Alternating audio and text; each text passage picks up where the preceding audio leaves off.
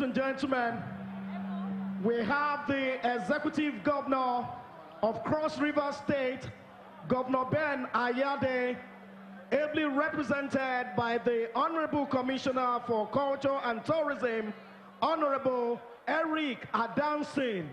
You're most welcome, sir. We have in the house a living legend, a wonderful music ambassador. Distinguished ladies and gentlemen, welcome our father, our own, Professor Ebenezer Obey Fabiyi, Baba Commander. You're most welcome, sir. I also have the honor to recognize our father, Oba Professor Abdul Kabir Adeyemi Oba Lanlege Kukeji, Arole Gomode, Olota of Ota Aworiland. Eba mi ṣe kábíyèsí o.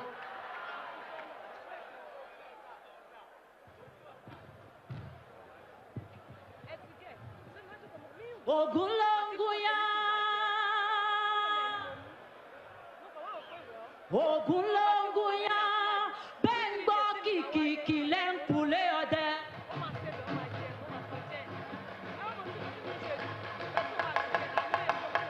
Bengo kiki lenkule ode.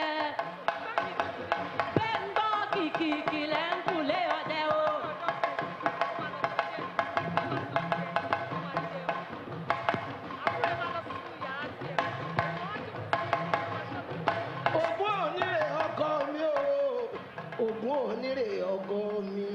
Lágáyé ọ̀sìn mọ́lẹ̀ olómi lẹ́sẹ̀ gbégbèròdé ọ̀làsán lẹ́fìmọ̀ kí mọ̀ ń bora. Ògún bá ọba dòyìn kọ́ ọmọ tàmí o.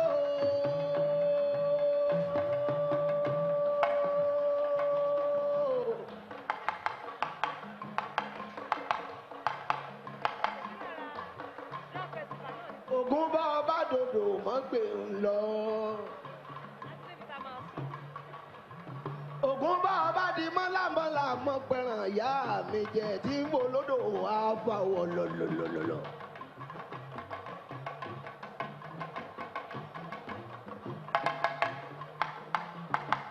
Ògún onílé ní jàjà o.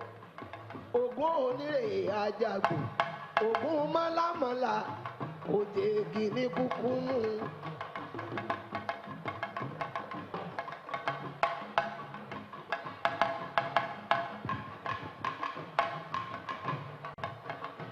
Ladies and gentlemen, it is my honor tonight to invite on stage a giant on whose shoulders many have climbed and are still climbing.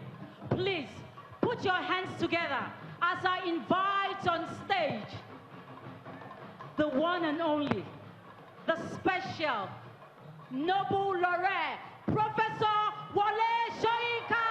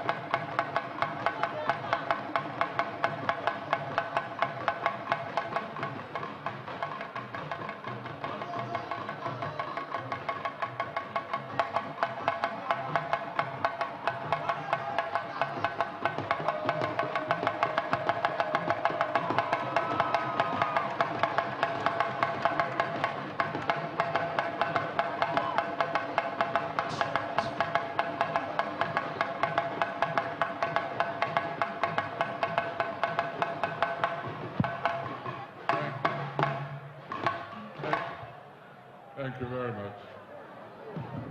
Your Excellency, the Governor, and the spirits behind this evening, Your Royal Majesties, Excellencies, and my friends and colleagues. You know, something struck me this evening as the salutations were being made by the earlier speakers, that all the former military governors and administrators appear to be here.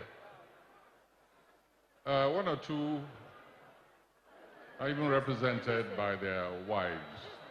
I asked myself, what is it that brings all the military, ex-military governors here and administrators? And suddenly it hit me. They miss the rhythm. They miss the military rhythm. And with that realization, I also asked myself the question, why is it that even after demobilizing and they go into politics, why is it that we failed to take the military out of them? And how do we go about really converting them into civilians? You know, they're all over the place. They are senators, they're governors, they're even presidents. And when they get there, very often you find that it's so difficult to take the military out of them. This evening, I think I finally found the solution. When they come out, we have to convert their sense of rhythm. We make them go through the traditional rhythms, but we must break them in gently. We can let them begin with the Atilogu. They move from the Atilogu to the Bata dance, still energetic, and we take them through all the various Nigerian rhythms, including the fertility rhythms of the Efik and the Calabar, and they must wear the costume as well. I think that's one way when we immerse them in the real rhythm of their origins, their tradition. That's the only way that will ever get them to convert completely to civilians. You see, they've been so used to a particular rhythm, especially when you want to discipline civilians, jump and things like that. And of course, all orders, immediate alacrity, and so on. And so if we really want, if they say they must go into politics, the test is to put them through all the rhythms, national rhythms, from the north to the south, from the west to the east. If they pass that test, then we can make them, allow them to stand election. In all seriousness, however, a few weeks ago, it was World Poetry Day. The whole world celebrated World Poetry Day. Today, we're celebrating the African Festival of Drums. Drums, not just African, but international rhythms. There's a strong connection between that World Poetry Day and tonight. And that, of course, is rhythm, the meter, because poetry itself is all rhythm, essentially rhythm. It's in meters. And it doesn't matter what language we're talking about. We're not speaking only of English. The Jala, Ewi, etc., etc. If you listen to the recitation, it's all about rhythm. And in the hands of the proficient drummer, you're listening to pure poetry. You realize that you're in the realm of poetry, even though it's not literal. It's not literary poetry, but it's poetry just the same. And when you listen to the masters and you watch the movement of the hands on that leather, that piece of leather, or whatever instrument, whatever percussion instrument, you're watching and listening to poetry at the same time. And this is something which I would like to pass on to some of our modern dancers. If you put on the television these days and you watch video, I can't quite make up my mind whether these singers and dancers, whether they're doing PT or they're dancing. It all seems to me the same kind of motion, all acrobatics, all steady beat, and very often, many of them don't even know what their hands are doing. I would like them to come back home and attend events like this evenings, and they might be able to draw from the traditional rhythms what is generally missing in some of the videos that we watch these days. I'm not saying they're not proficient. I'm not saying they do not have their place. And after all, we live in a contemporary age in which the rhythm is different from what traditional rhythms you'll be watching tonight and, of course, for the next few days. No, they have their place. But I think most of the dances that we watch these days are very stereotypical. You can almost predict what the next movement is going to be, and they all look the same. Well, you can inject some of these discarded traditional rhythms into these video clips that proliferate and sometimes, in my view, pollute vision.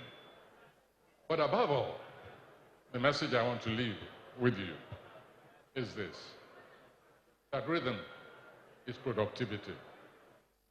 There's a little paragraph in the program, which will be in the brochure, which I think has been distributed, which I distinguish between, for instance, the rhythm of the blacksmith with hammer on the anvil, and the rhythm of the Isain weavers. And I say that when you lose certain rhythms, know that you've lost certain forms of productivity. And by listening to those rhythms, it's possible that something may be awakened in us, which also will enable us to return to certain productive rhythms. And of course, with the rhythms, the actual material production which provided our livelihood since we were children.